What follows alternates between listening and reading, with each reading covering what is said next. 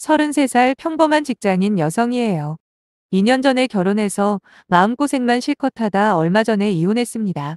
이혼 사유는 바로 자기들만 아는 시가 식구들의 내로남불식 태도와 허무맹랑한 요구를 병신같이 받아들인 남편 때문이에요. 친정 부모님은 이제라도 그런 집구석과 인연을 끊은 것만으로도 다행이라고 하시는데 아직까지 제 마음은 힘들기만 하네요. 그렇다고 미련 같은 게 남아서 힘든 건 아니고요. 그동안 허비했던 시간이 아까웠어요. 제 인생에서 2년이라는 시간이 그냥 허무하게 날아간 거잖아요. 물론 제가 선택한 사람이고 거기서 참으며 버틴 것도 제가 택한 길이라 누굴 원망하고 싶은 마음은 없지만 그래도 화가 나고 속상한 건 어쩔 수 없네요. 남편과는 선을 봐서 만나게 되었습니다. 일반 중소기업에서 일을 하던 저는 서른이 넘자 부모님이 결혼에 대해서 말을 꺼내기 시작하시더라고요. 밑으로 2살 어린 여동생이 있는데 마음씨 좋고 성실한 제부를 만나 일찍 결혼해서 애도 있었거든요. 그러니 언니인 제가 남자친구도 없이 일만 하는 게 부모님 눈에는 많이 걸렸나 봐요. 저 역시도 이대로 일만 하다가는 제대로 된 연애도 못 해볼 것 같아 시키는 대로 선을 봤죠. 하지만 번번이 실패로 돌아갔습니다. 그렇다고 제가 눈이 높다거나 까탈스러운 성격은 아니에요. 단지 남자를 고를 때 가장 중요하게 보는 게 바로 인성 부분인데 선자리에 나온 남자들 하나같이 자기 회사가 어디네 연봉이 얼마네 그리고 부모님 재산이 얼만데 그중에 자기 상속분은 얼마다 등등 그저 돈 이야기뿐이더군요. 저희 집은 평범한 중산층입니다. 부모님 명의로 자가 아파트 하나 있으시고 아빠는 평생 교편을 잡으시다 퇴직을 하셨는데 매달 나오는 연금으로 생활은 충분하고요. 거기다 시골에 땅도 조금 있어요. 그래서 저는 입사하고부터 제가 버는 돈은 전부 알아서 쓸 수 있었죠. 한 달에 350만 원 정도 받으면서 부모님 용돈 드리고 저 슬거서도 매달 150에서 200만 원씩 모아왔어요. 그래서 저 결혼할 때 친정에 손 안 벌리고도 혼수며 예물 예단 전부 제가 모은 돈으로 했습니다. 남은 돈은 안전한 펀드에 분산해서 넣어놨고요. 근데 선을 보러 온 남자들은 그런 제 배경이 마음에 안 들어하는 눈치더라고요. 뭐 얼마나 부잣집 사위가 되고 싶은지는 모르겠지만 여하튼 돈 이야기만 하는 남자들은 제게 아무런 호감을 주지 못했고 남자들 역시 저에게 다시 만나자고 하지 않았죠. 그렇게 매번 허탕을 치던 어느 날 5번째인가 6번째인가 만남의 남편을 만났어요. 돈 이야기밖에 안 하던 다른 남자들과는 달리 제 어린 시절이나 좋아하는 취미생활 같은 질문을 하는 남편이 신선하게 느껴지면서 호감이 막 생기더군요. 남편 역시 자기 집 경제 환경에 대해서 별 관심도 없는 제게 좋은 감정을 느꼈다고 했고요. 알고 보니 여러 명의 여자들을 소개받았는데 처음엔 좋은 직업을 가졌다며 호감을 표시하던 여자들도 있었대요. 하지만 남편의 집안 사정을 알고 나면 다들 자연스럽게 멀어지더랍니다. 시간은 솔직하게 말해서 가난한 편입니다. 위로 결혼 안 한 누나가 한 명 있고 시부모님은 2분 다 계신데 시어머님은 전업이세요. 시아버지는 아파트 경비를 하시고요. 그나마 오래된 빌라에서 사시는데 자가이긴 해요. 대신 남편은 좋은 직장에 다닙니다. 공부를 꽤 잘했던 남편은 서울에 있는 대학교를 졸업하고 평소 성실하고 학점이 좋았던 남편을 아껴주던 교수님 소개로 공기업에 지원을 했는데 운 좋게도 한 번에 붙었다고 하더라고요. 연봉은 6천 후반에서 7천 정도 됩니다. 그래도 다행인 건 자기 집이 못 산다고 돈 퍼주고 산 게 아니었다는 거죠. 부모님 용돈으로 70만 원 다달이 드리는 거 외에는 나름대로 열심히 아끼고 모았더라고요. 덕분에 저희는 대출 포함 1억 2천짜리 전월세 집에서 신혼을 시작할 수 있었어요. 잘난 아들 때문인지 시부모님, 특히 시어머니는 자존심이 되게 강하십니다. 남들한테 무시당하는 걸 극도로 싫어하죠. 그래서 저희 친정형 편을 들으셨을 때 저더러 좀 산다고 남편 무시하는 일은 없도록 하라며 경고를 하시더라고요. 시가와 비교해서 저희 집이 사는 것처럼 보이는 거지 저는 그냥 평범한 중산층이라고 생각하거든요. 그런데도 저리 예민하게 반응을 하시니 조금 어이가 없었지만 저는 알겠다고 공손하게 대답했습니다. 아무래도 자격지심이 좀 있으신 것 같다 생각이 들었거든요.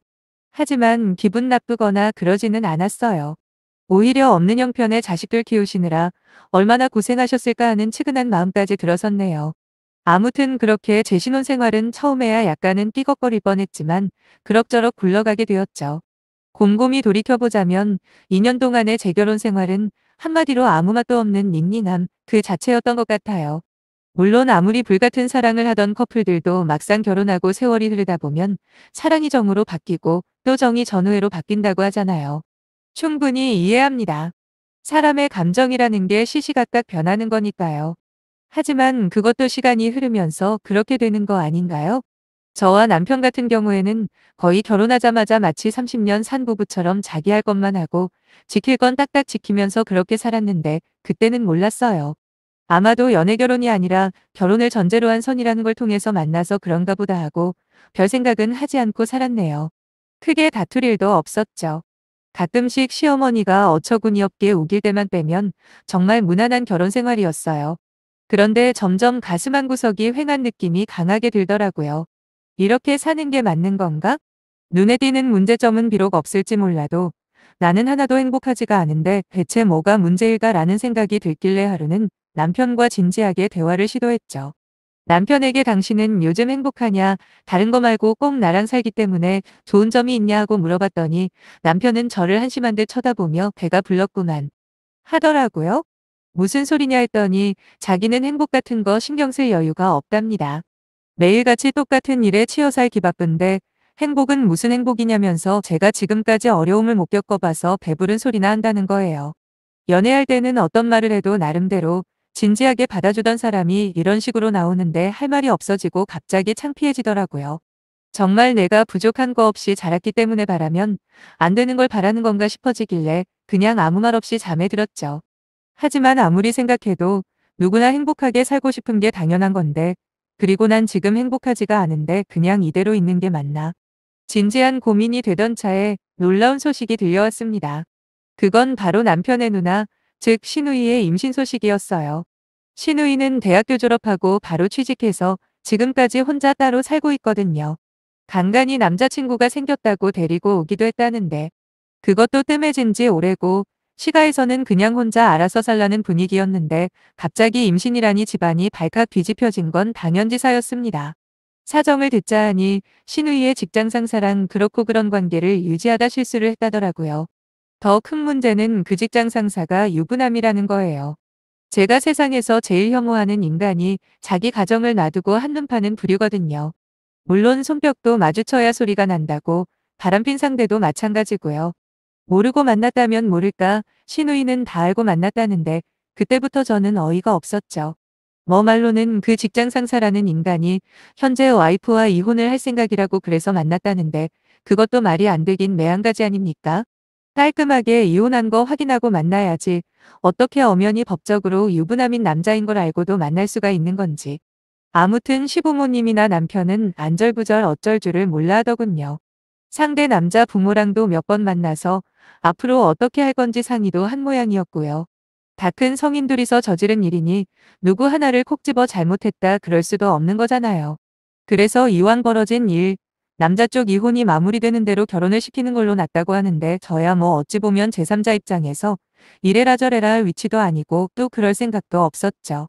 단지 멀쩡하다고 생각했던 신우이가 다시 보였다랄까요? 혼자 따로 사니까 명절 때 몇 번 본 게 전부였지만 신우이에 대한 제 인상은 나쁜 편은 아니었어요. 시모가 이상한 소리를 할 때면 나서서 말리지는 않아도 같이 거들거나 그러지도 않았거든요. 거기다 쓸데없이 말이 많은 스타일도 아니고 딱딱 필요한 말만 하더라고요. 그래서 정상인인 줄로만 알았는데 유부남이랑 바람 피우고 애까지 생기다니 역시 사람은 오래 두고 봐야 그 사람의 진짜 모습을 알 수 있는 모양이에요. 결혼 이야기가 오고 갈 때만 해도 전 이제 어느 정도 해결되나 보다 했습니다. 하지만 산 넘어 산이라고 또 하나의 커다란 문제가 남아 있었는데 그건 바로 돈 문제였죠. 못해도 거의 10년을 일했다는 신우이가 지금까지 모아놓은 돈이 딱 2천만 원이라고 하더라고요. 그러니까 1년에 200만 원 모았다는 소리죠. 그렇다고 시가에 보태졌냐? 그것도 아니에요. 그럼 월급이 너무 박봉이라서 그것밖에 못 모았냐 하면 그건 역시 아닙니다. 저만큼 벌거든요. 그런데 신우이의 예비시가에서 그랬답니다. 자기들이 집을 준비할 테니 혼수랑 이것저것 해서 최소 6천만 원은 준비하라고요. 여자 쪽에 금액을 정해서 통보하는 그 사람들도 별로였지만 신우이 돈을 제외하고 나머지 돈 4천만 원 구하는 걸 저한테 넌지시 떠넘기려는 시모의 말은 정말 최악이었습니다. 대출을 받던 어디서 빌리던 자기 딸이 결혼하는 비용을 도대체 왜 며느리인 저한테 이야기하는 걸까요? 처음엔 저보고 혹시 돈 좀 모아 쓴 거 있냐고 하시길래 없다고 딱 잘라 말했습니다. 그 정도면 포기할 줄 알았는데 나중에 한 번 더 물어보시더라고요. 그럼 사돈 내는 여유 자금 좀 있냐고요. 아니 결혼 초반에 저보고 그렇게 자기 집안이랑 남편 무시하지 말라고 그래놓고 이제 와서 여유 자금을 왜 저희 친정에서 찾나요 안 그래요? 저는 그건 잘 모르겠다고 하지만 있다고 해도 사돈 처녀 결혼 비용을 빌려주시진 않을 것 같다 했습니다. 그랬더니 시모는 한숨만 쉬시더군요. 막말로 사고 친 것도 시누이고 10년 동안 일하면서 겨우 2천만 원 모은 것도 전부 시누이가 모자라서 그런 건데 자기가 산 똥 자기가 치워야 하는 거 아닙니까? 그렇게 저와 저희 부모님 돈의 군침을 흘리려던 계획은 물거품이 되고 그걸로 끝인 줄로만 알았어요. 신우 결혼 비용 4천만 원을 어떻게 마련하던 제가 상관알바가 아니라고 생각했거든요. 하지만 곧 제가 상관알바가 되더군요. 며칠 뒤 시모가 전화를 해서 물어보는 거예요. 현재 살고 있는 집 계약이 언제 끝나냐고요. 그래서 그건 또 왜 물어보시냐 했죠. 그랬더니 별거 아니라면서 말을 돌리시는데 제가 둔해서 그런가 그때까지만 해도 아무런 눈치를 못 챘습니다. 근데 그날 남편이 집에 와서 한다는 말이 우리 집 계약 거의 끝나가니까 전세금 빼서 자기 누나 결혼시키고 우리는 시가로 일단 들어가자는 거 아니겠어요? 이게 무슨 미친 소린가 싶었어요. 남편이 곧이어 설명이랍시고 하는데 돈 4천만 원 구해보려 자기들 나름대로 백방으로 노력해봤답니다. 하지만 시누이도 이미 대출받아 쓴 게 많고 시부모님은 신용점수가 낮아 한도가 너무 낮다는 거예요. 거기다 남편 역시 지금 살고 있는 집 구하느라 대출을 거의 풀로 땡겨받았거든요. 그러고 보니 시가 식구 3명 모두 대출을 받아 살고 있던 셈이네요. 진짜 탈출하기 잘했다는 생각이 또 한 번 듭니다. 아무튼 그래서 자기들끼리 머리를 맞대고 상의를 하다가 문득 시모가 아이디어를 낸다고 낸 게 바로 우리 집 전세금이었던 거죠. 기가 막혔네요. 어쩜 이렇게 염치가 없을까요? 어디 탐낼 게 없어 아들 부부가 사는 집 전세금을 탐낼 수가 있는 거죠? 그것도 시누이 사고 쳐서 하는 결혼 자금으로 말이에요. 저는 남편에게 당신도 동의한 거냐 했죠. 그랬더니 짜증을 내면서 다른 방법이 없는데 어떻게 하냐고 당신 집에서 그럼 빌려주던가 하대요. 그 말을 듣자마자 저는 알겠다고 하고 집을 나와 친정으로 와버렸습니다. 갑작스러운 딸의 방문에 놀라신 부모님께 전후 사정 다 설명드렸습니다. 엄마는 불같이 화를 내셨고 아빠는 기가 차는지 그저 아무 말 없이 나가서 담배만 태우시더군요. 전 이혼하겠다 했습니다. 합가하고 안 하고를 떠나서 나에 대한 최소한의 존중도 없는 그 집안과는 끝이라고요. 당연히 부모님도 이혼하라고 하셨죠. 오히려 혹시라도 제가 마음이 변해서 다시 같이 사내 만회하면 다신 제 얼굴 안 볼 거라고까지 말씀하셨어요. 어느 정도 마음 정리를 끝내고 며칠 뒤 남편 회사로 찾아갔습니다. 그리곤 이혼하자고 했죠. 남편은 처음엔 저를 달래려고 하다가 도무지 제가 마음 바꿀 기미가 안 보이자 가족끼리 힘들대 도와주는 게 어떻게 이혼 사유가 되냐고 화를 내더라고요. 저는 최대한 침착을 유지하며 그랬어요. 가족끼리 어려울 때 도와주는 거 당연히 잘못 아니다. 하지만 지금까지의 정황으로 종합해봤을 때 너희가 말하는 그 가족이라는 단어에 나는 아예 없지 않냐. 세상에 어느 며느리가 유부남이랑 사고쳐서 결혼하는 시누이 결혼자금 대주겠다고 전세금 빼서 합가를 하겠다고 하냐. 거기다 나를 이뻐해주던 시부모님이라면 또 몰라도 너도 잘할 거다. 지금까지 나를 눈의 가시처럼 여기던 분들과 함께 살라는 게 말이나 되냐 이렇게 말하고 저는 마지막으로 다시 한번 이혼 통보를 하고 돌아 나왔죠. 그 뒤로 남편뿐만 아니라 시누이와 시부모한테까지 여러 번 전화가 왔지만 안 받았어요. 문자로 나는 더 할 말 없으니 전화하지 말라고 했습니다. 그리고 남편과 저는 협의 이혼을 했어요. 재산 분할이라고 해봐야 현재 살고 있는 집 전세금 나눠 가지는 게 전부였네요. 이혼을 하게 되면 어떤 느낌일지 궁금했었는데 딱히 별거 없더라고요. 오히려 홀가분하고 다시 제 자신을 찾은 느낌입니다. 누군가의 아내로 또 누군가의 며느리로 살아왔던 세월들이 아무 의미가 없었구나 싶어 허무하기도 했지만 그래도 사랑 없이 살 바에 혼자라도 진짜 나만의 행복을 추구하며 사는 게 훨씬 낫다는 건 확실하더라고요. 그리고 나중에 들은 이야기인데 제 결혼 생활을 끝내게 해준 시누이의 임신은 결국 유산으로 마무리가 되었답니다. 거기다 유산 소식을 들은 시누이와 결혼하려고 했던 그 남자 역시 자기 가정을 지키는 걸로 마음을 바꿨다는데 잘 된 건지 안 된 건지 모르겠네요. 어차피 이제 저와는 아무 상관없는 사람이니 신경 안 쓰려고요. 그저 제 앞길 하나만 신경 쓰며 살아가겠습니다. 읽어주셔서 감사하고 날씨가 많이 춥네요. 다들 감기 조심하시길 바랍니다.